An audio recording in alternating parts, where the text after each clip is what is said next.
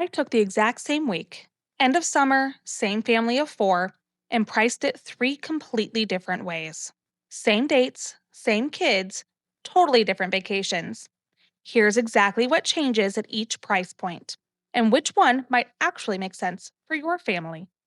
All three quotes are for the same dates, July 27th through the 31st, in the same family, two adults, two kids, ages 4 and 6.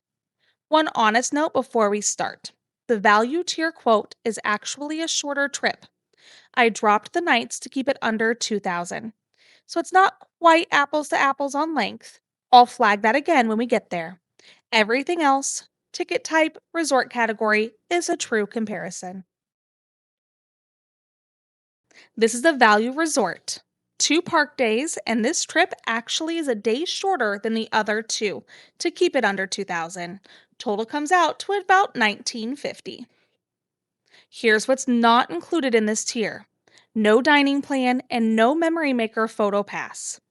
So you are paying out of pocket for meals as you go, and any photos you get are the ones you take yourself. No professional photo pass shots at the castle or on rides. With only two park days, this tier is really built for a quick trip, testing the waters, using limited vacation days, or just doing a fast, long weekend visit rather than a full week. Tier 2 is the moderate package, a moderate resort, 4 park days instead of two, the quick service dining plan, and Memory Maker is included this time. Total comes out to about $3,900. This is actually the biggest jump in the whole comparison, and it's not just the extra 2 park days. It's what gets added on top. The dining plan means no menu price stress at the counter service, no math with two hungry, impatient kids, and Memory Maker means every PhotoPass photographer around the park, plus your ride photos, are already covered. So those castle photos and coaster pictures you always wondered if you should buy, already included.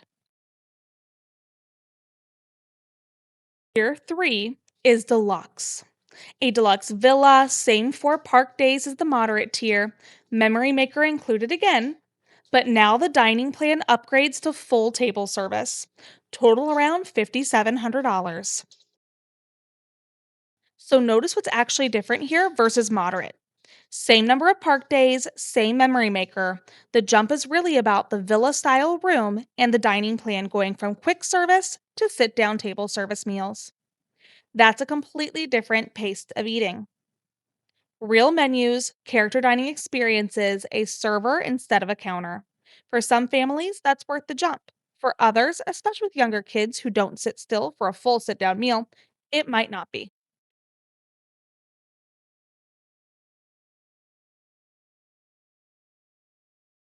So, how do you actually pick? Ask yourself these. 1. How flexible are your dates? If you can only get a couple of days off, the value tier's shorter trip might genuinely be the smarter call, not a downgrade.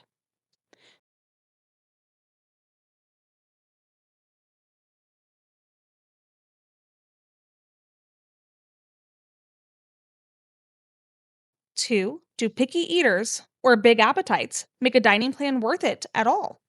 For some families, it saves real money. For others, especially picky toddlers, you're paying for meals they won't eat. And skipping the dining plan entirely, even at a higher resort tier, is totally a valid choice. 3. Is Memory Maker actually worth it for your family? If you know you'll want professional photos at the castle or on rides, it pays for itself fast. If you're mostly taking your own phone photos anyway, it might not be worth the add on.